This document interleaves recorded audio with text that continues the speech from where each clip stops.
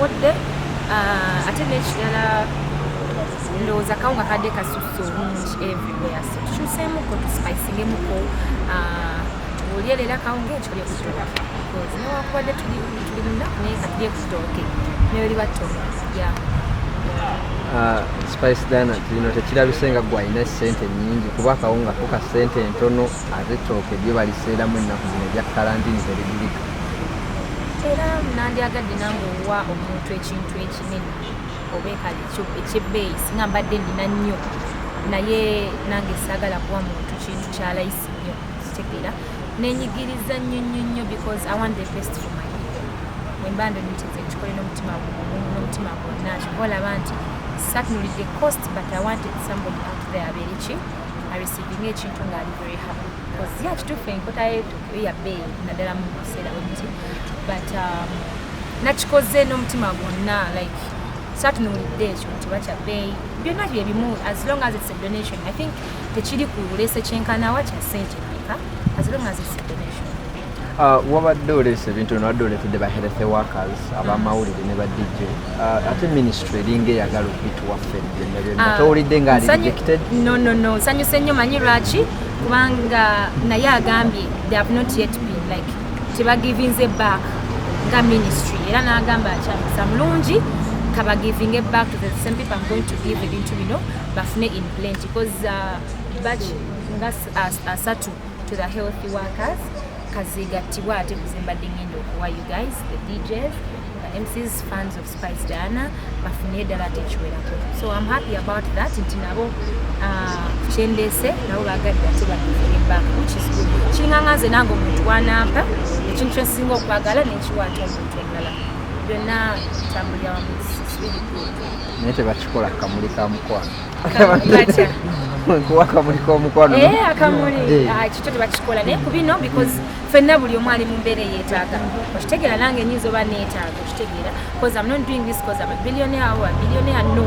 I'm doing this nange osanga there is somebody waliwo omuntu yansupportize ku this situation and that's why I'm doing this kyosanga wali yangambe Spice kanguweyo emitwalo 5 nengamba neyaza naye kankwateko 2 I buy something for my fans so ffenna tulina okunyambagana in this situation because buli omu yeetaaga munne tuli bulungi ffenna tuli equal and twakyetegekera we didn't see this coming that's why ne government nayo yeetaaga obuyambi otherwise yandibadde tuwa obuyambi okitegeera Thank you so much. Obubaka wa Ramadan era bye bimu ensonga why I wanted to actually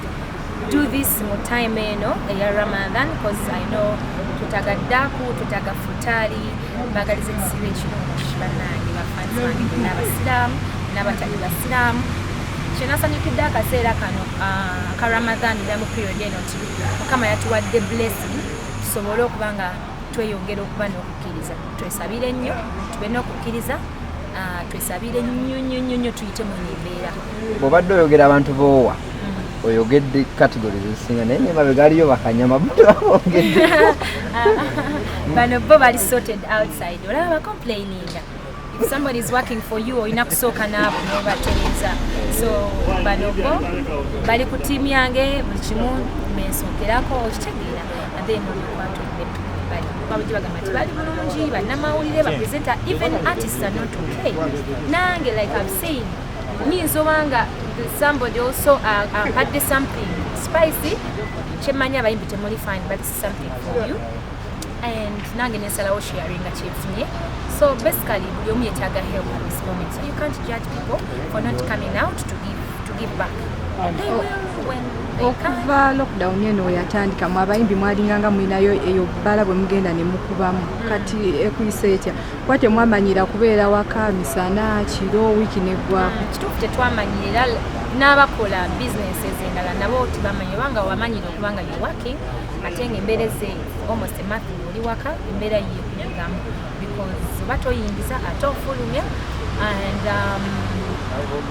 nga mu mbeera eriwo right now tetwakyetegekera so ffenna tunyigiriza kyekimu nange nga muyimbi era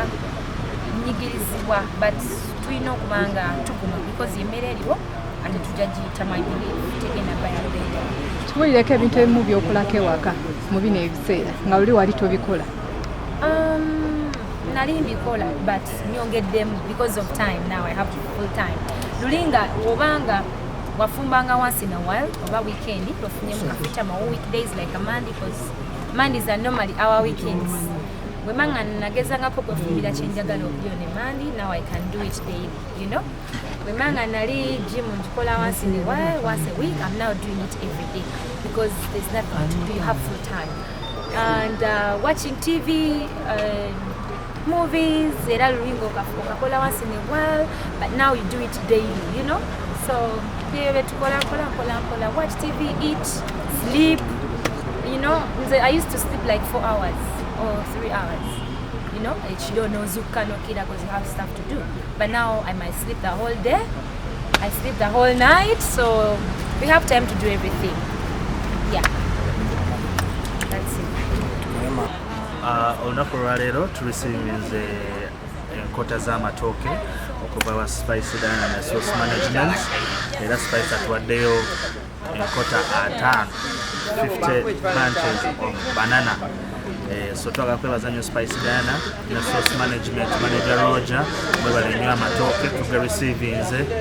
Gaba DJ naye gano simanyi.